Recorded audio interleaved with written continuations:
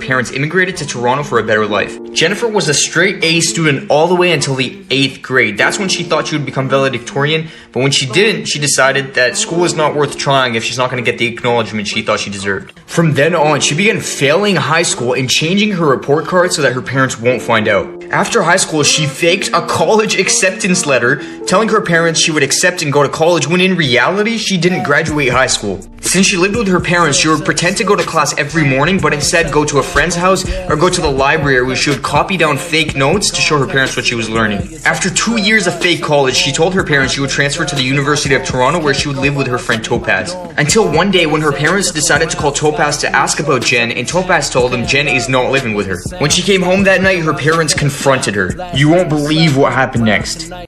This girl hired a hitman to get rid of her parents because they were too strict. Part 2. Sorry for the wait. After confessing that she has been lying to her parents for over 4 years, they forgave her on the condition that she goes back to high school and gets her education. But they also restricted her more, no longer allowing her to use a cell phone or laptop and making her cut ties with her only close friend named Daniel, who had helped her deceive her parents for all this time. This is when she really began to despise her parents. Later that night, Jen met up with one of her old friends, and as they were talking, her friend mentioned that she sometimes wishes her parents were gone.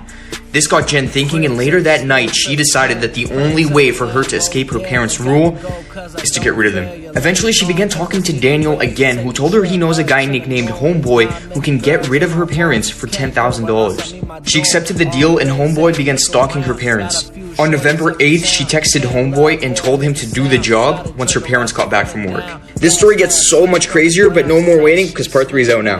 This girl hired a hitman to get rid of her parents because they were too strict. Part 3. You're not ready for this. Later that night, her dad, who was tired from working, went upstairs to sleep while her mom sat downstairs in the living room watching TV. Jennifer then texted Homeboy and told him the go signal would be when she turns her bedroom light off. She then went downstairs to the living room to say goodnight to her mom, unlocked the front door, and went back upstairs and turned off her bedroom light. At that moment, Homeboy and 2 other guys entered the home, brought down Jen and both her parents to the living room, and tied them all up. They then began yelling, asking them where's the money while holding them at point to make the parents think that it was a robbery. As they yelled, the parents continued to beg them not to hurt their daughter, not knowing that she was the one behind all of it. After scaring them, they took both her parents down to the basement, where they sent 2 rounds into her dad and 3 into her mom.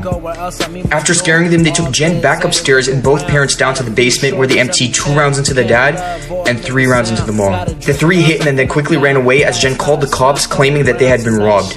Part 4 is out now. This girl hired a hitman to get rid of her parents because they were too strict.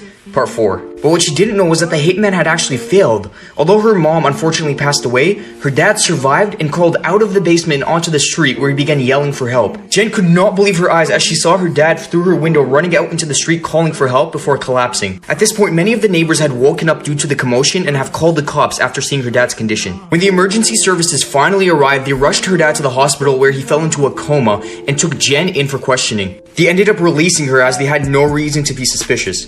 But only 3 days later, her dad ended up waking up from the coma, and he remembered everything. He told police that as the hitmen were tying them up in the living room, he remembered Jen having a casual conversation with one of the hitmen as if she already knew him. They took her in for questioning again, where she tried to tell them that she hired the hitman for herself, and due to a miscommunication, they targeted her parents instead. Obviously, no one bought this, and she ended up receiving an automatic life sentence. Sarah Barras and Brandon Machine lived with their 6 kids in South Yorkshire. The story begins when their family dog disappeared and they suspected their neighbor had taken him. That is when they decided to attempt to murder the neighbor, but thankfully they failed. After their failed murder attempt, they began to worry that the police might one day catch on and take all their kids into foster care. So they decided the only solution is to murder all 6 of their kids. And so later that night, before their kids went to bed, they gave their 4 youngest children ADHD pills in hopes that they would be poisoned and die overnight. Early next morning, Brandon Machine went to work and Sarah went into the kids' bedroom to check on them. She was shocked to see that all 4 kids had survived and none of them were affected by the pill. Now upset that the plan hadn't worked, she immediately called her husband Brandon to tell him that the plan had failed and began researching online for different ways to murder her kids. What she did next is unforgivable. Episode 2 coming tomorrow. These insane parents tried murdering their 6 kids multiple times. Part 2. Sorry for the wait. After their plan failing and the mom doing some research, she decided that drowning or strangulation would be the best way to get rid of their kids. Later that night, when Brandon got home, him and Sarah went into the kids' bedroom and strangled their two eldest, aged 13 and 14 at the time, with Brandon doing so with his bare hands. They then filled the bathtub up with water and attempted to drown their four youngest kids. Thankfully, this failed and all four kids survived. Now frustrated with their second failed attempt, they decided to take all four kids into a bedroom and phone the police. It is unclear why they decided to do this. Both half-brother and half-sister were sentenced to 35 years in prison and are expected to spend the rest of their lives there. Lastly, here's a quote from their mom. "I thought of every possible solution to this mess. Putting them into care, checking into the local nut house, or mass murder." Like what? This man is the real-life Pennywise. The story begins when John Wayne Gacy moved to Chicago and began working as a full-time clown. He went by Pogo the Clown and would perform for sick kids and at charity events. One morning on his day off, Gacy, aka Pogo the Clown, was driving around when he noticed a young man that seemed to be lost. The young man explained to Gacy that he was only passing through Chicago and that he was going to leave the next morning. Hearing this, Gacy offered to give the young man a tour of Chicago and even offered he spend the night at his place since the man had nowhere else to stay. The young man accepted. After allowing the young man to spend the night in his basement, Gacy woke up to the young man standing in his doorway holding a knife. Gacy, now scared for his life, leapt out of bed and charged at the young man. After wrestling the young man to the ground, Gacy was able to remove the knife from his hand and ended up puncturing the young man several times until he was left motionless. After murdering a man in what seemed to be self-defense, Gacy headed towards the kitchen to wash off the knife. But what he found in the kitchen changed him forever. This man is the real-life Pennywise Part 2. Sorry for the long wait. When Gacy walked into the kitchen, he noticed an open carton of eggs and an unsliced slab of bacon. This is because the young man was not trying to hurt Gacy, but instead made breakfast as a way to say thank you for letting him spend the night, and went over to Gacy's room to wake him up. Upon realizing this, Gacy did not feel any remorse. Instead, he felt what he described as a thrill like no other. Now seeking his thrill for murder, Gacy would dress up as a clown and lure young kids into his house. There, he would handcuff them, making them defenseless to the torture. One fateful night, a pharmacy worker overheard Gacy trying to lure one of his victims. When the victim was reported missing the next morning, the pharmacist immediately pointed the cops to Gacy. Upon searching his house, they found so many body parts that it was hard to even identify the victims. Gacy was charged with 33 murders and sentenced to death. On May 10th of 1944, Gacy died of lethal injection. 6-month-old daughter on the porch of an elementary school near her house when she remembered that she had left some food on the stove. She ran home, leaving her daughter alone for only a few minutes, but when she got back, her daughter was gone. Frantic, she began searching all around the school, but to no avail. This disappearance was all too familiar to the villagers, as this was the latest in a series of strange, unexplained disappearances of young children in the village. The villagers called the police, who arrived shortly after, not knowing they were about to make a discovery that was going to shock the entire world in the coming days. You are not ready for part 2. This 8-year-old boy is the youngest serial murderer in the world. Part 2. Sorry for the wait. The cops were shocked when the villagers pointed them to an 8-year-old boy, claiming that he was the one behind all of the strange disappearances. The disturbed 8-year-old boy named Aramjit lived with his extremely poor family in a village called Mushari. One day, Aramjit's 1-year-old sister strangely disappeared. Oddly, the family initially did not mention the disappearance to their close friends or neighbors, but eventually people noticed and began asking questions. The family explained the disappearance as a sudden death from natural causes, but largely avoided the topic. Concern grew larger as only a few days later, Aramjit's 8-month-old cousin also disappeared, with the family again unable to provide a clear explanation for this disappearance. Villagers began noticing 8-year-old Aramjit displaying strange behavior, even seeing him lurking around the elementary school on the day Devi's daughter disappeared. The police now took 8-year-old Aramjit to the station for questioning, but he remained silent with a chilling smile and an icy glare until he finally spoke. Part 3 coming very soon. This 8-year-old boy is the youngest serial murderer in the world. Part 3. Sorry for the wait. After a long silence, Amarjit asks the cops for a biscuit. After finishing the biscuit, he began confessing to all the gruesome crimes he had committed with no expression. He told them that his first murder was at the age of 7. He told them how he had taken his sleeping baby sister to a field near his house where he murdered her.